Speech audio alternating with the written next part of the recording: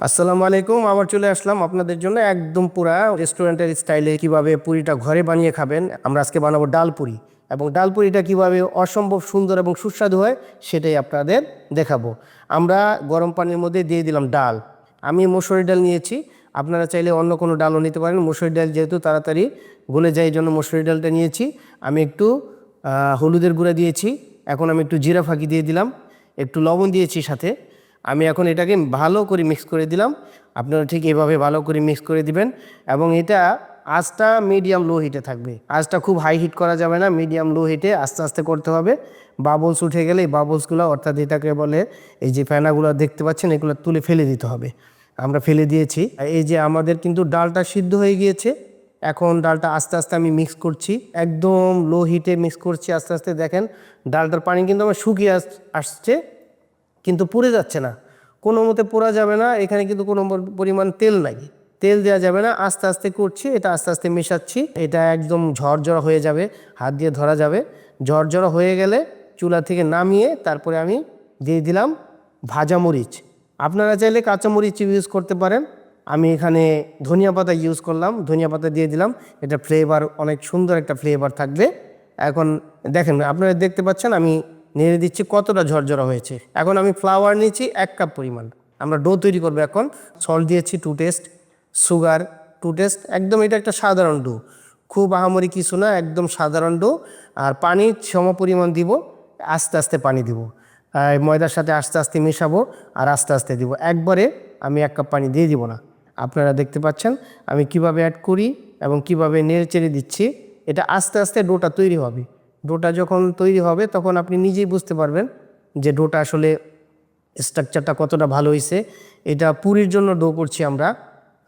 আমরা এখন এটাকে ভালোভাবে এই যে মথে নিচ্ছি, এটা ম্যাশ করে নিচ্ছি ভালোভাবে, যাতে এটার সাথে পানিটা কোনো ফ্লাওয়ার না থাকে, যে পানি লাগেনি এরকম। আমরা বলের মধ্যে করে নিলাম। এখন এখন আমাদের ডোটা কিন্তু প্রায় হয়ে আসছে। যখন হয়ে আসবে তখন আমরা তেল দিয়ে দিব। এখানে 30 গ্রামের মতো তেল দিয়েছি আমি এখানে। আপনারা ওই 30 গ্রাম তেল দিবেন এখানে। 30 গ্রাম তেল দিয়ে দিয়েছি। এই তেলটা এখন ভালোভাবে খাওয়াবো, ভালোভাবে এটার সাথে মিক্স করে। একদম তেলটা আর বুঝাই যাবে না যে এটা তেল এটার মধ্যে আছে। তেলটা যখন একেবারে পুরোপুরি মিশে যাবে, তেলটা মিশে গেলেই আর আপনার ফ্লাওয়ারটা আপনার হাতের সাথে লাগবে না। যখন আপনার হাতের সাথে লাগবে না, তখনই আপনি বুঝে নেবেন যে আমার ডোটা তৈরি হয়ে গেছে। যখন আমার ডোটা এইভাবে তৈরি হয়ে যাবে, দেখেন আমার হাতের সাথে আর লাগছে না, এখন আর হাতের সাথে নেই, আমার ডোটা তৈরি হয়ে গেছে। এখন আমি এটাকে 30 মিনিটের জন্য রেস্টে দিব। চমৎকার একটা সফট ভাব চলে আসছে, দেখেন আপনি ওইভাবে দেখে বুঝতে পারবেন। এটাকে আমরা রেস্টে দিয়ে দিলাম।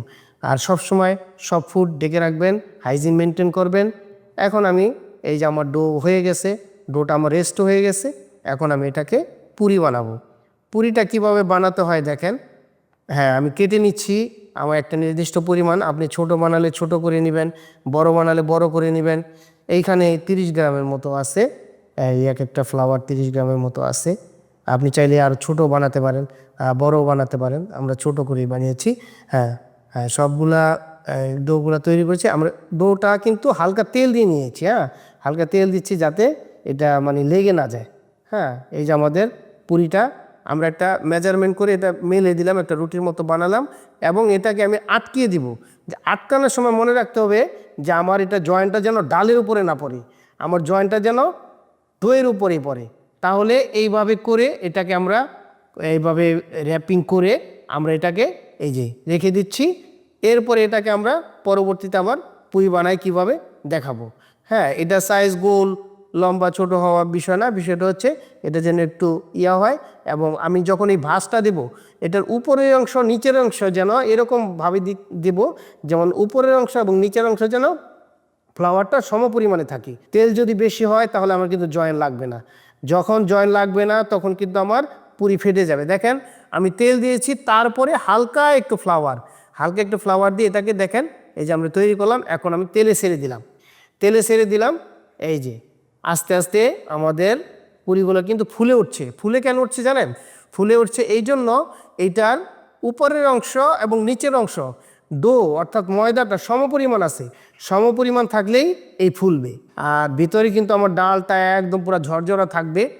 আপনারা খেলে বুঝতে পারবেন, নিজেরা বানাবেন এবং বানিয়ে নিজেরা খাবেন। রোজার মধ্যে অন্য সবাইকে খাওয়াবেন এবং আমাদের কমেন্টস করে জানাবেন যে আপনাদের আউটকাম কেমন হলো।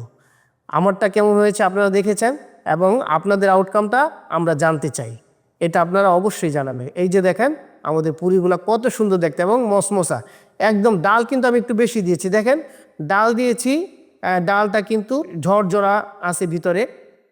আপনাদের কাছে এখানেই বিদায় নিচ্ছি। বিকন একাডেমির পক্ষ থেকে সবাইকে আবারও রমজানের মুবারক। সবাই ভালো থাকবেন, সুস্থ থাকবেন। আজ এই পর্যন্তই। আসসালামু আলাইকুম।